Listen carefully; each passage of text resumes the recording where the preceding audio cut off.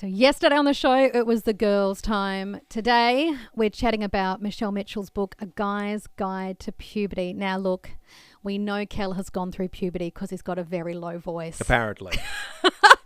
I don't know anything about this, so I feel out of my comfort zone. But Michelle, you are here to help us navigate this. Look, I think I've heard anecdotally that boys are less likely, and men especially, we know, are less likely to talk openly about puberty, about this period of time.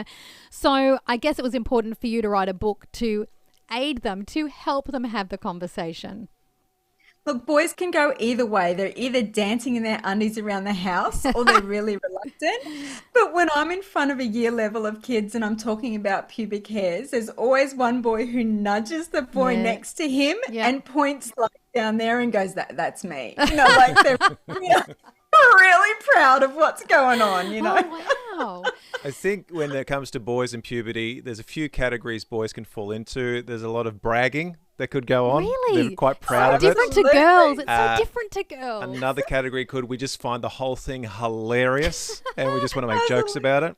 I know as a Gen Xer growing up, Michelle, when I went through it, I decided very early on I was not going to talk to anybody about anything that was going on with me. It was all weird and confusing, and I thought, I'm just going to handle this myself. Now, we know that's not the healthy way to go about it, and it was a different time for me and parents growing up in a different time as well. Yeah. Are there topics of conversation that maybe you can elaborate on for parents listening in today that maybe we sort of miss in our conversations with our boys about puberty?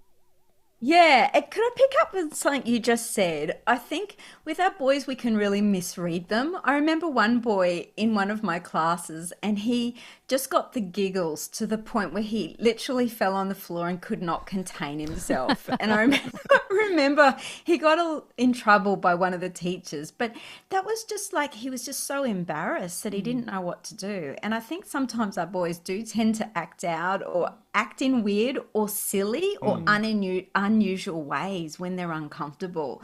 And I think we do need to keep that in mind when it comes to these conversations about puberty.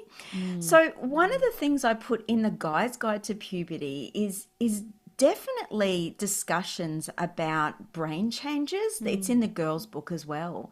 But I think our boys need to think about, testosterone and impulsivity and their changing moods as well, because conversations about feelings is something that our boys need to be free to have conversations about as well. That's a great point. Sorry, Michelle, I'd love you if you've got a few moments on that, because is there a discussion maybe as puberty continues for a boy about, because I've often talked about this and I don't even know if it's the right thing to do, about controlling a bit of what they're going through, controlling their thoughts, controlling their actions, or are they just supposed to be something that they sort of just give themselves over to? It's all very confusing for the parents as well, I think, sometimes.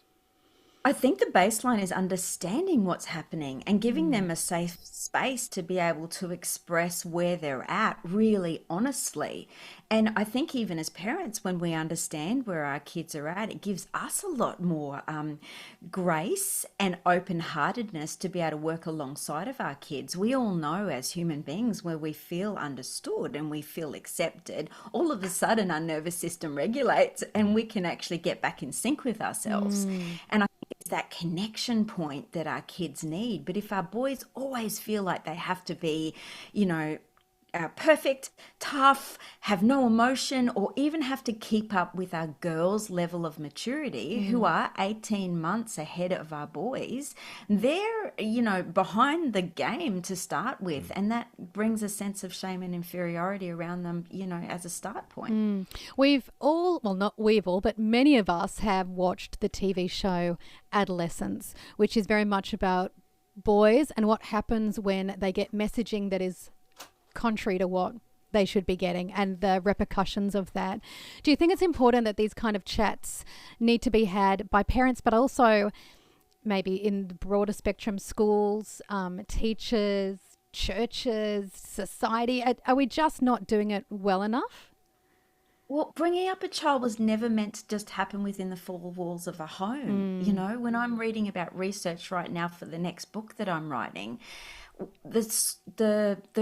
the reason a lot of bullying is happening in certain countries in the world is because the systems around kids are not strong enough. And that means that as trusted adults, And the systems like our education system and our health systems have to really be able to back families up in the values and the support services that they're offering for families to be able to do a good enough job. So it doesn't all just fall on parents' shoulders.